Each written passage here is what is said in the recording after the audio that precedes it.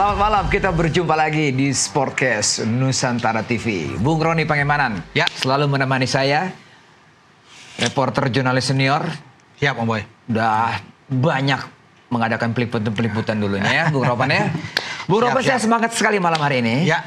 Karena tamu yang kita hadirkan sangat istimewa. Langsung kita undang dari Sentani. Ya, Sentani datangnya, luar biasa.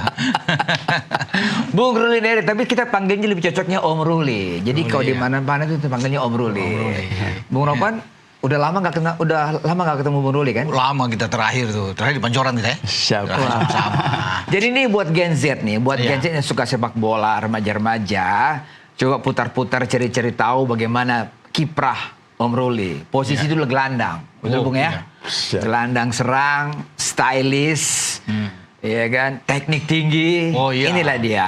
Teknik skill luar biasa. Teknik skill. Jadi Pak, bahkan yang senior-senior pun, yang timnas senior U23, kalau nggak kenal Om Ruli ya keterlaluan banget. Iya, ya iya, kan? iya. Harus jadi contoh yang baik. Betul. Om Ruli, selamat datang di studio Nusantara TV. Terima kasih untuk kehadirannya. Kita ngobrol-ngobrol santai tentang sepak bola, Ya. khususnya mengenai U23. Tapi pertanyaan saya yang pertama ini, Bung Ropan dan Om Ruli, terkait U23. Bung Ropan sudah bahas di podcastnya, di YouTube-nya juga. Om Ruli juga sudah banyak ditanya wartawan soal hasil 23 itu. Ya kan? Ya, banyak masukan, kritikan. Pertanyaan saya, apakah ini adalah tanggung jawab dari kegagalan ini? Tanggung jawab dari Coach Gerard van der Berg? Bung Ropan. Kalau bicara Om Boy soal tanggung jawab, ya sebagai pelatih kepala dong. Iya. Di mana-mana dia harus bertanggung jawab. Bukan pemainnya yang harus disalahkan. Kalaupun gagal ya, Iya. pelatih yang harus disalahkan sebagai tanggung jawab. Tetapi kan bukan cuma dia, kan penunjukan juga datang dari induk organisasi dari PSSI yang menunjuk Gerald. Ya. Cuma kalau untuk bisa mau disalahkan dia, apalagi untuk bicara untuk menggantikan dia, saya pikir terlalu dini. Karena dia menangani tim ini kan masih baru, masih 1 bulan, tidak mungkin seorang Ya. pelatih baru menangani begitu gagal langsung pecat. Nanti kalau pelatih lain masuk ganti lagi gagal pecat, kan Ya. nggak akan begitu, Ya. tidak akan berkembang dengan baik. Jadi diberikan terus kesempatan. Sintayong aja 5 tahun, Ya. walaupun tidak memberikan satupun trofi, tapi tetap dianggap dia sukses kan di awal oleh banyak netizen sebelum ada pergantian dari Clifford. Jadi mungkin kalau bicara dengan U23 kegagalan ini, menurut saya ya bagi seorang pelatih ya dia diberikan kesempatan lagi.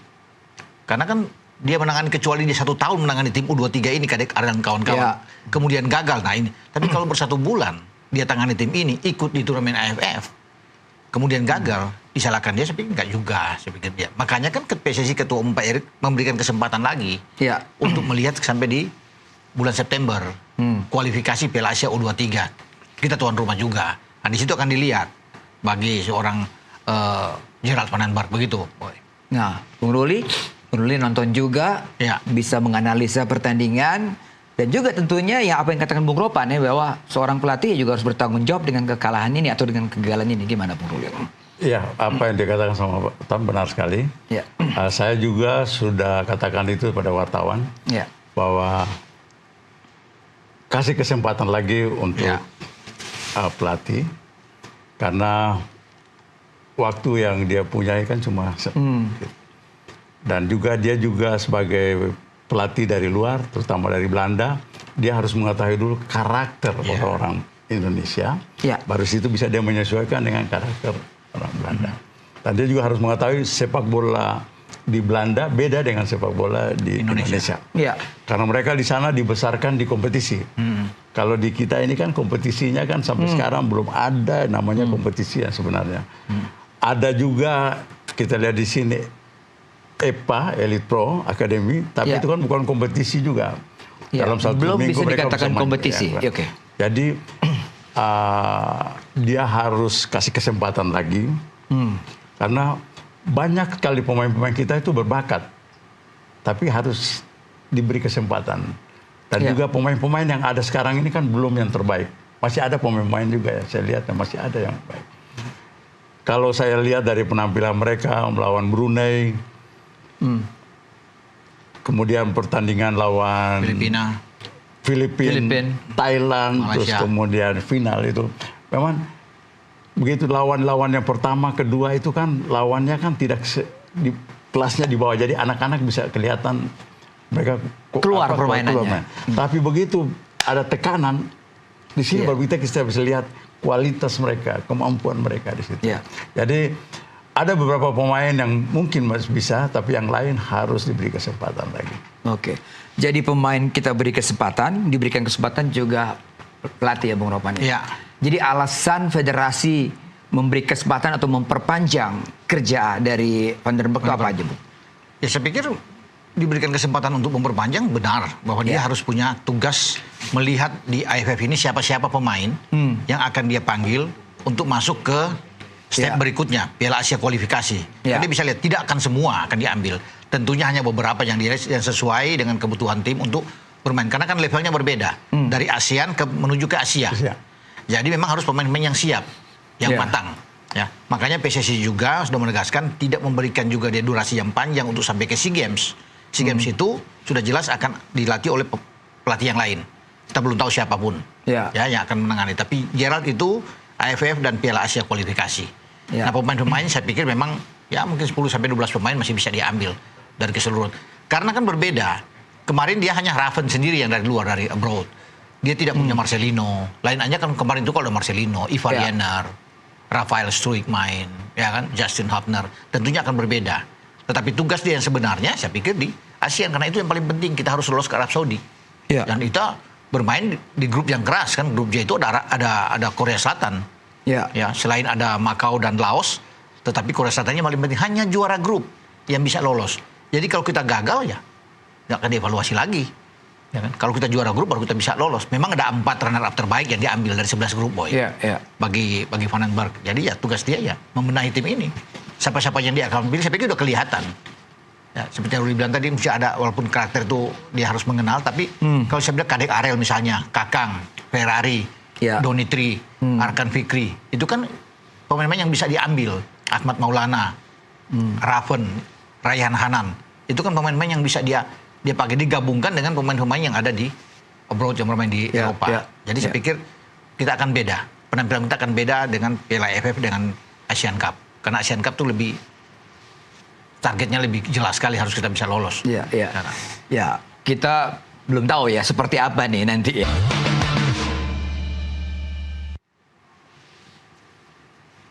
Oke, Anda masih bersama Sportcast Nusantara TV, masih bersama Bung Ruli Nere dan Bung Ropan. Om Ruli, enak harus panggil Om. Ini udah terbiasa kita kan, Om Ruli, ya kan. Om Ruli, posisi depan sekarang. Tadi kita udah melihat kesimpulan kita tidak memiliki gelandang yang kreatif ya, yang bisa mengubah satu pertandingan, yang tidak monoton.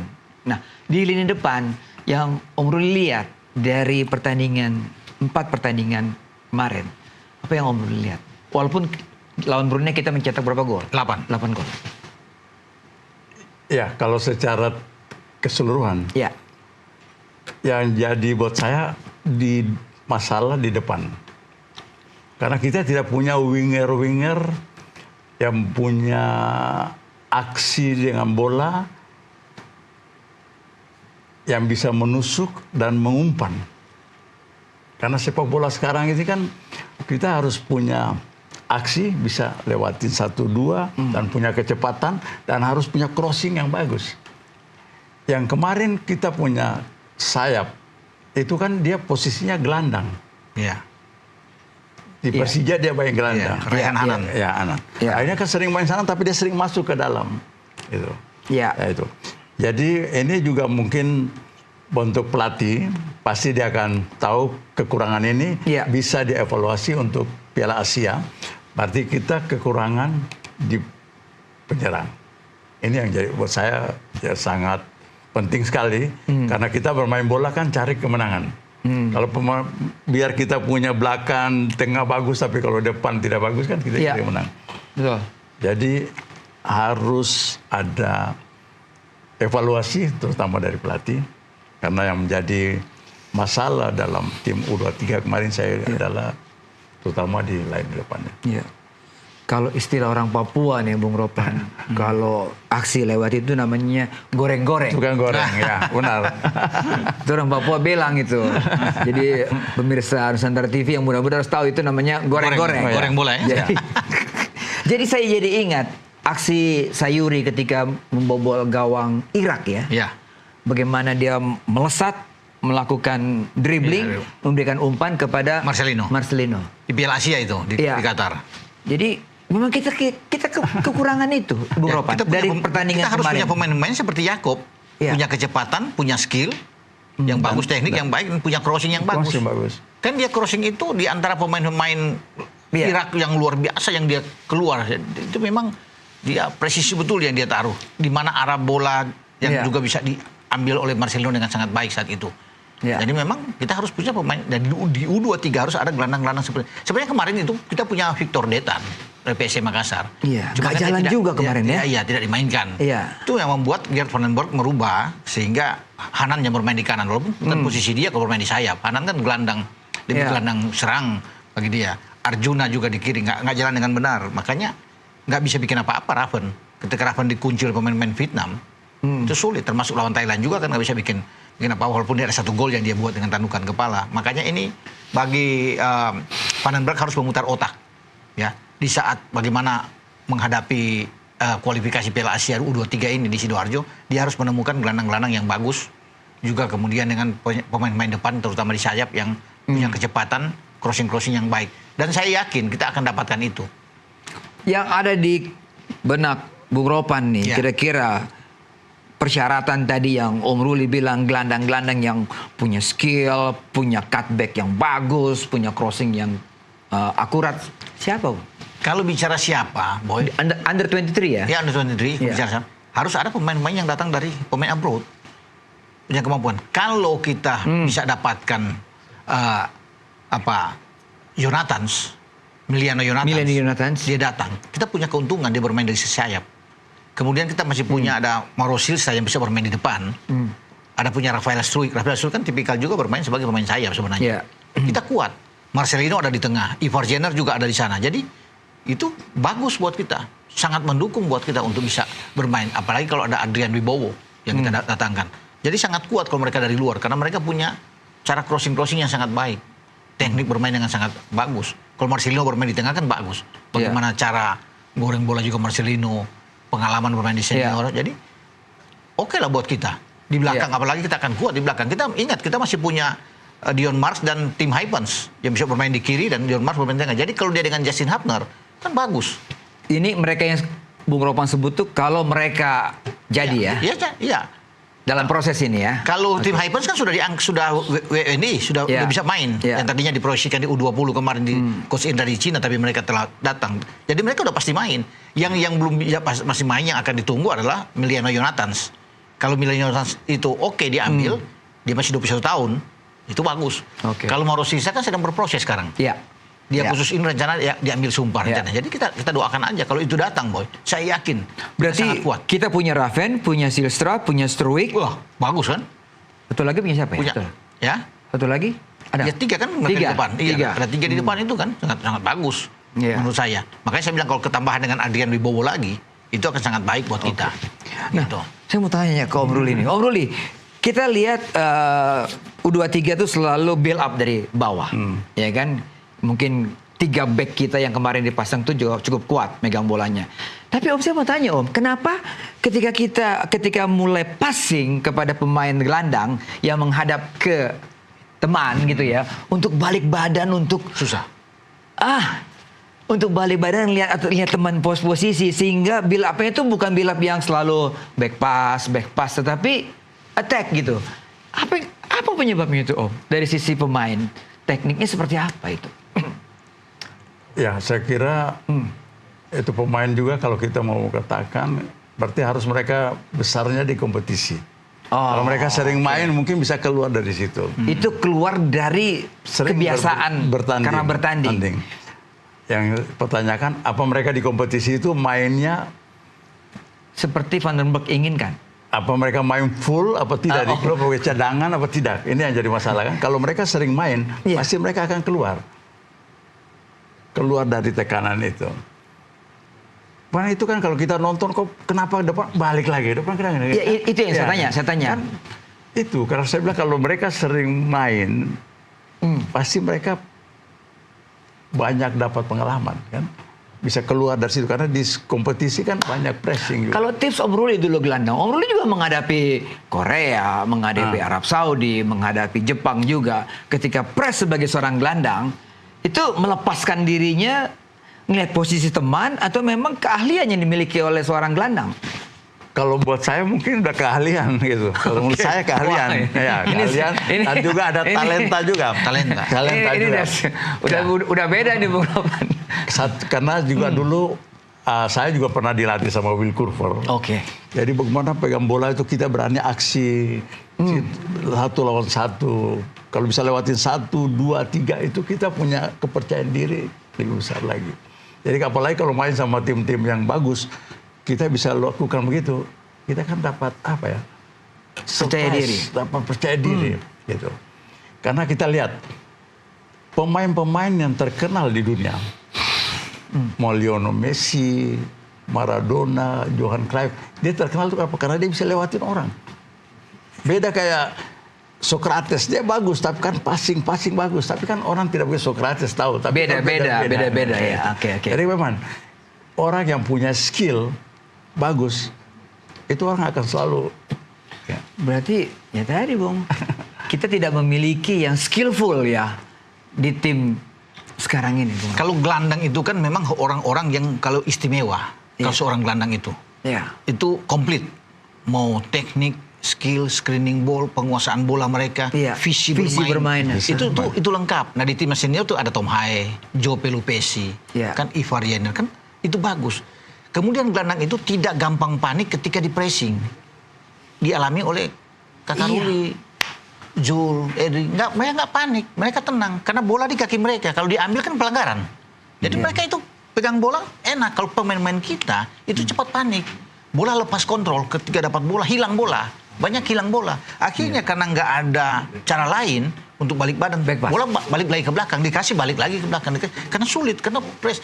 Kalau zaman mereka dulu kan enak, karena ini jalan. Bagaimana cara mau menghindar untuk bisa masuk dari lawan, ya kan? Gerakan tanpa bola, mereka lari, tahu gitu, sudah saling mengisi. Kan itu harus ada chemistry di antara 3 gelandang itu bermain. Kalau nggak sulit, mereka jadi menyatu boy di situ gitu. Wah, makin seru nih. Om Ruli, Bung Ropan, kita break lagi. Kita kembali setelah pariwara berikut ini. Tetap di Sportcast Nusantara TV.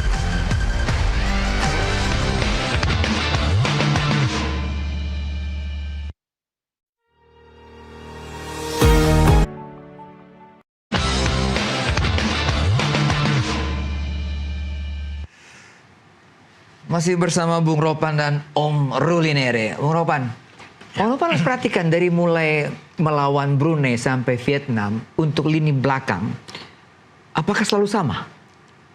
Berbeda, saya pikir. Kalau lawan Brunei kan memulai kan ada Brandon di sana, ada Ferrari. Ya, kedua Kadek main. Kemudian masuk Kadek sama Kakang. Ya, kan? Ferrari diparkir. Nanti Ferrari masuk lagi di final kan? Di final. 3 back itu main Kadek, Kakang sama Ferrari. Jadi memang berbeda-beda kalau kita bisa melihat apa itu adalah hak pelatih. Hak pelatih yang bisa mengatur itu. Tapi apapun kalau menurut saya yang dilakukan, bahwa kita harus memang kuat di tengah. Itu yang kita tidak lihat kemarin. Itu lumpuh kalau tengah itu habis nggak bisa bikin apa-apa.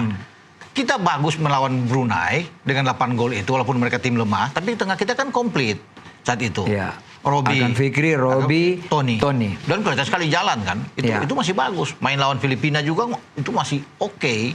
Lawan bertahan dengan ini. Tapi ketika mereka hilang, nggak ada. Makanya sekarang harus menciptakan banyak gelandang-gelandang yang kreatif, yang bagus. Seperti zamannya Om Ruli dulu. Karena kita kan punya Ansari dulu kan bagus kan. Fahri Husaini. Terakhir ada Firman kan. Oke semua gelandang-gelandang itu. Yang bisa umpan-umpannya kan. Itu gelandang kita bukan cuma sekedar perebut bola, boy. Harus ada pembagian tugas. Satu bisa merebut bola, apa semua. Satu ada bisa umpannya bagus. Skillnya bagus. Jadi zamannya Om Ruli kan mereka komplit semua. Ada yang tukang hajar, nggak ada yang pegang. Iya, Eli kan tahu sendiri kan dulu kan bagus main. Nah itu kita masih punya pemain seperti itu. Robi Darwis oke. Tetapi harus dua gelandang lagi yang kreatif, yang mampu visi bermain bagus, umpannya, passingnya. Kita kan passingnya banyak yang orang dikatakan agak ngawur juga, tahan bola, kontrol juga masih mental jauh. Iya. Ya, itu yang kita perlu Iya. menciptakan gelandang. Tidak mudah memang untuk mendapatkan gelandang-gelandang yang bagus. Ya. Om Ruli pasti lihat juga apa yang kita lihat di lini pertahanan kan ya. Kita memang punya tiga back yang secara fisik tinggi. Tapi gol yang tercipta ketika lawan Vietnam, analisa Om Ruli apa tuh? Dari bola mati crossing, ada scrimmage. Ya kalau saya lihat banyak pemain kita di daerah pertahanan itu. Kalau kita lihat Vietnam cuma berapa aja? Tidak salah 4 pemain. Iya. Ya. Tapi waktu bola di heading begini kembali, semua cuma di tempat aja. Tidak ada waktu bola datang ke pemain. Datang ke pemain. Datang ke pemain. Ini yang kurang. Oh. Jadi kebanyakan cuma mereka banyak tapi tidak datang ke bola gitu. Jadi saya kira mereka tidak karena udah capek jadi mulai kelelahan, jadi faktor ini berpikirnya udah berkurang. Ini jadi buat saya menurut itu. Jadi belum lihat bola. Dia heading. Bola ini kan jalan kemari ke sini. Seharusnya otomatis datang. Jadi tidak ada kesempatan buat dia syuting. Iya. Ini kan tidak tata. Bebas dia syutingnya. Free dia Tidak ada syutingnya. pergerakan yang mau datang. Dan bola itu di placing sebenarnya. Atau pressing apa tidak. Tapi saya lihat yang penting Iya. ke sana harus tidak ada yang datang ganggu. Iya. Tidak ada yang terganggu, itu menguntungkan buat pemain. Ya, karena banyak pemain di situ, tapi tidak ada yang Oke. berganggu. Satu lagi Om Ruli. Kita selalu throw in, selalu mengandalkan Robby Darwish throw in jauh. Apakah perlu setiap ada throw in yang agak mendekat ke garis pertahanan lawan, kita melakukan long throw in? Buat saya, kita main bola kan tidak mengandalkan cuma itu. Ya kan? Itu kan udah kepepet namanya baru kita bisa begitu. Dan itu juga karena kita bisa begitu, kalau untuk ke level lebih tinggi lagi, ke senior, itu kan Kebaca. kita pemain kan Iya. lebih tinggi. Apalagi nanti untuk Piala Asia, itu pemain-pemain seperti Korea itu tinggi-tinggi. Iya. Ya, ini buat saya kita boleh begitu, tapi tidak bisa kita jadi punya. Jadi pakem gitu. Iya. Jadi pakem. Pokoknya harus lemparan ke jauh seperti itu. Bung Ropan? Bung Ropan kan juga mengomentari itu waktu Iya, kita nonton. betul. Jadi Tidak selalu sebenarnya untuk selalu terus-menerus untuk melakukan hal yang demikian kan. Artinya harus ada selang-seling juga. Kalau kita lihat kemarin itu lebih dari 10 kali lemparan bola ke dalam itu semua harus Robby ambil ke tiang jauh. Dan masalahnya pemain-pemain lawan kan sudah membaca itu. pelatih Kim udah tahu itu. Tahu. Dan juga tidak ada pemain kita yang lebih dekat dengan bola itu. Sehingga bola kan gampang diintercept oleh lawan. Iya. Sebenarnya kalau lemparan bola ke dalam bola, ada pemain paling dekat. Kita kasih aja pemain yang dekat. Kan nggak perlu untuk terlalu jauh. Pemain minta bola dekat, kasih aja. Jadi tidak selalu. Jadi ada bervariasi untuk selamanya. Dan ini juga harus dilihat oleh Vandenberg. Jangan membiasakan seperti itu. Itu kan tugas dari seorang pelatih. Kalau tidak jalan dengan lemparan bola ke dalam, ya harus ada formulasi yang lain dong untuk bisa melakukan pemain membuka pemain kita. Arkan kasih Robby Darwish kasih bolanya. Kan itu bagus. Dan banyak buang waktu. Banyak buang waktu. Waktu kan di sini segala itu waktu Kan juga berjalan. Pegang bola juga harus dilap dulu. Iya sih mundur ambil ancang-ancang kan waktu udah berjalan terus. Waktu jalan banyak. Ya. Sebentar pemain lihat ya kan dia mesti ambil handuk dingin udah berapa detik itu lewat untuk ini. 6 kali lemparan berapa waktu yang ini juga. Coba kalau dia langsung cepat main bola jalan terus. Bola out dapat kasih aja langsung. Iya, kalau jalan. kita lihat pertandingan-pertandingan yang krusial Iya dong. di level dunia, jarang. Dan nggak ada tuh lemparan bola jauh begitu nggak ada di kita aja di sini yang ini yang ada di sini. Jadi memang harus dirubah seperti itu. Apalagi kita menghadapi U23 lawan Korea kan. Jadi PR buat Vandenberg ini ya, dari pengamatan Om Ruli dan Bung Ropan dalam waktu sebulan ini yang paling harus selain memilih pemain tadi apa? Menurut saya jangan pemain dicoba-coba. Harus dia yakin bahwa ya ini posisinya sini harus di situ. Kalau kita lihat di yang U23 seharusnya pemain dia di gelandang dia pasang di sayap. Ya. Yang sayap itu banyak yang dia masih tidak begitu yakin. Jadi ini waktu agak sempit buat dia. Iya. Jadi betul-betul dia juga pelajari betul-betul. Nah harus banyak nanya juga untuk pelatih-pelatih ini dia cocoknya di mana. Ini khusus untuk ke Piala Asia nanti. Iya. Dan juga kita juga tahu kalau untuk pemain-pemain kita mungkin di AFF sekarang kan kita bisa lihat berarti kemampuan mereka sampai di sini. Tapi kayak ini kalau bicara Piala Asia berarti harus pemain yang kualitas. Ya. Nah, kan Piala Dunia kan masih lama. Ya. Kalau bisa anak-anak yang masih bisa ikut di Piala Asia, ini kesempatan buat mereka juga bermain jam terbangnya biar nanti ke Piala Dunia jadi ada lama. Ya, ya. Seperti Marcelino dan yang lain-lain, dia kan masih bisa. Iya. Ini kan Piala Asia. Beda dengan AFF. Iya. Ini. Oke, kalau Bung Ropan lihatnya sebulan ini selain kita menunggu pengurusan dari dokumen segala pemain-pemain abroad itu, Ya, tentunya tetap harus meningkatkan fisik. ya, Fisik itu penting. Kalau cuma satu hari, 2 hari untuk bilang kita fisik kurang, nggak bisa. Fisik itu dibentuk dalam 1 minggu kan. iya, nggak bisa. Mumpung 1 bulan ini ya fisik harus kuat. Karena kita menghadapi tim yang punya fisik kuat seperti Korea. Bermain fisik keras seperti Korea. Jadi kita fisik bagus. Kalau mental oke lah sudah. Pemainnya punya mental yang bagus. Sama pemain-pemain yang harus dia lihat menjadi pelajaran penting kemarin di Piala AFF untuk bisa dia pakai di Piala Asia di kualifikasi nantinya.